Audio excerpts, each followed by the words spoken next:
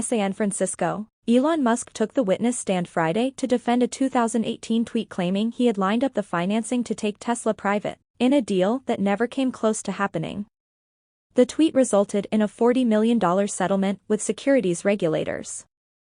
It also led to a class action lawsuit alleging he misled investors, pulling him into court for about a half-hour Friday to deliver sworn testimony in front of a 9-person jury, and a full room of media and other spectators. The trial was then adjourned for the weekend and Musk was told to return Monday to answer more questions.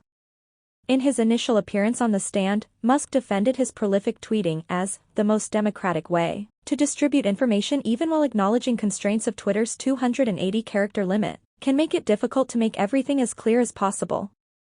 "I think you can absolutely be truthful," Musk asserted on the stand, "but can you be comprehensive? Of course not." Musk's latest headache stems from the inherent brevity on Twitter, a service that he has been running since completing his $44 billion purchase of it in October.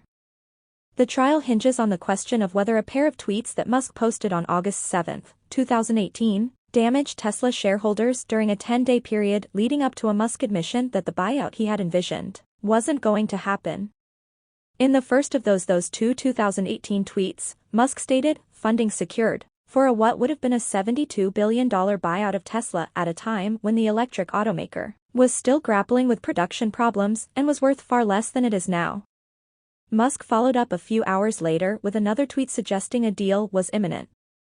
After it became apparent that the money wasn't in place to take Tesla private, Musk stepped down as Tesla's chairman while remaining CEO as part of the Securities and Exchange Commission settlement, without acknowledging any wrongdoing.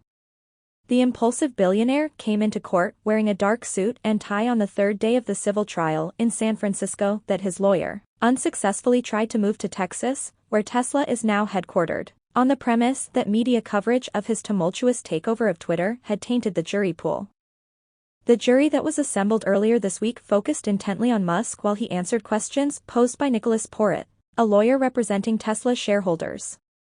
At one point, Musk asked Porritt if he would speak closer to the microphone so he could hear him better. At other times, Musk craned his neck as he gazed around the courtroom. Musk, 51, said he cares a great deal about investors and also railed against short sellers who make investments that reward them when a company's stock price falls. He called short selling an evil, a practice that should be outlawed, denigrating those who profit from it as a bunch of sharks. When shown communications from Tesla investors urging him to curtail or completely stop his Twitter habit before the 2018 buyout tweet, Musk said he couldn't remember all those interactions from years ago, especially since he gets a Niagara Falls of emails. Even before Musk took the stand, U.S. District Judge Edward Chun had declared that the jurors can consider those two tweets to be false, leaving them to decide whether Musk deliberately deceived investors and whether his statements saddled them with losses. Musk has previously contended he entered into the SEC settlement under duress and maintained he believed he had locked up financial backing for a Tesla buyout during meetings with representatives from Saudi Arabia's Public Investment Fund. An expert on corporate buyouts hired by shareholder lawyers to study the events surrounding Musk's proposal to take Tesla private spent the bulk of his 3 hours on the stand Friday deriding the plan as an ill-conceived concept. "This proposal was an extreme outlier," said Guhan Subramanian, a Harvard University business and law professor for more than 20 years.